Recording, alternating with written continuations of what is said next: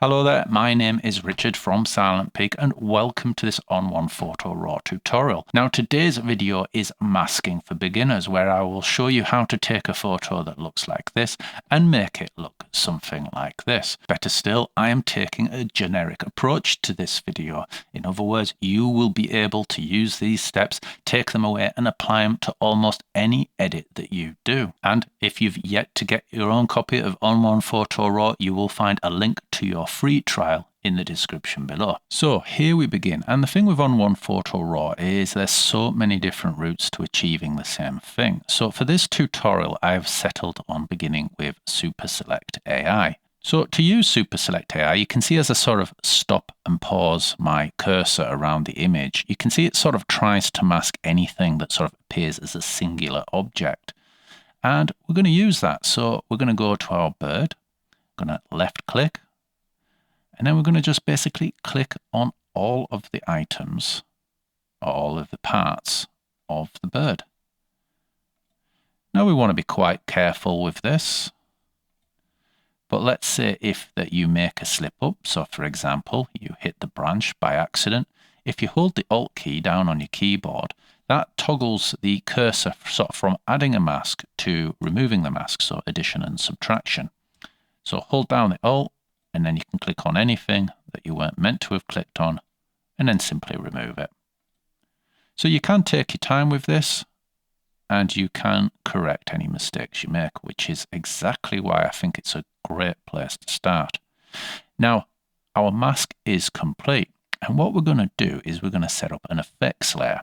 So we're going to right click, and that's immediately going to give us all of the different effects layer adjustments, with which you can pretty much do any kind of edit you like. Now, I will warn you that this menu can lag as it previews the different effects, but we're going to go for Tone Enhancer. So the Tone Enhancer is just another effects layer, and it gives you control over the photo's luminosity. So in other words, we can basically alter exposure, we can do contrast, tone curves, clarity, and so on. And as you can see, the mask has worked, because if we boost the exposure, we can see that our bird is brightening and darkening. You can also see that we have a bit here that is also darkening and brightening. So we do want to get rid of that, and I'll show you an easy method in which you can get rid of that. So if we scroll to the top of the effects layer, we can see we've got this little dark patch here, and you can see if you look very, very closely, we've got an outline of the bird. If we right click on this, we've got different options. So we can refine the mask, which is to make it a little bit better. We can invert it, so that flips the mask, so the background becomes masked and the bird is now not masked. Reset the mask, start again, disable, so that keeps the mask intact, so we can disable it and then re-enable it later. We can copy the mask. That basically puts the mask into clipboard, and then when you create a new effects layer, you can paste that mask into that effects layer, and that will save you from having to redraw the mask over and over again. Paste inverted is just a combination of that, so we paste a new mask, but it gets flipped. So if we do that, that way the background will be masked. Add mask, we can apply additional masks to this layer, not just one. So for example, we could apply brush strokes, or a gradient mask, or a depth mask, or so on. Show mask, that gives us the overlay view. So we can see here that our bird has been masked, this little bit here, and some of this foot has been missed. If you hit Control and M, that does exactly the same thing. So Control and M for on, Control and M for off, and so on, and it is just an awful lot quicker. If you don't like the overlay view, we've got grayscale view. So we hit that, and you get this sort of infrared style view, which you may or may not prefer. Personally, I like the all color overlay. So what we're going to do now is we're just going to make some basic adjustments. This isn't so much an editing video, but a masking video, but however, we do need the adjustments to illustrate. So I'm just going to boost this bird's exposure, pull in the highlights a little bit, boost the shadow, maybe stick a tone curve on, a little bit of clarity. So we can see here. And as you can see, the background is totally unaffected by anything that we're doing, which is nice.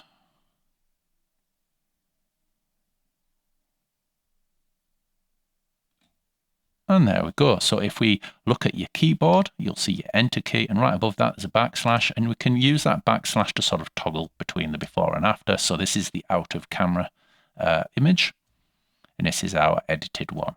So we've come quite far in just a short space of time. Now let's talk a little bit about the mask. So right click and refine. So here we've got some sort of global controls over the mask. So for example, we can adjust its density, which just makes it less defined. Hold on, I'll put on the overlay so you can see. So you can see with no density, it effectively doesn't work as a mask much anymore. We've got feathering, which enables us to sort of wear away the edge of the mask and make it all feathered. So it will basically slow the transition from the masked area to the unmasked area. Levels, a bit of a funny adjustment. It does work, but it's one that I don't use an awful lot, to be honest. Shift edge is very useful. We can basically grow the mask and shrink it, or expand and contrast. So if you feel like the mask just needs to be a bit more within its boundary or a bit outside, you know, we can do that. And that works very well when you combine it with feathering. And then we've got the window option again. Not something that I've found useful all too often, but you know, give it a go. You might like it. Now, the other thing that we use for refining a mask is add masks. So we can actually just add additional masks. So we could do a real sort of composite effort here. We could start with Super Select AI, and then we can add in a linear radial grad and a luminosity mask or a color range mask. We can basically go to town. But more likely, more often, you're going to just use a brush to tidy your mask up. So we've got two modes, add and subtract. It really doesn't matter which you choose because one can operate as both. But say if we go to add here, so here's our brush, and we can change our brush settings here. We can make it smaller and bigger and so on. But say if, yeah, okay, that will do. So we've got our brush here, and on the add mode, it will just add more mask. And as we do that, you can see that on our little icon here, we've now got that circle representing this masked area.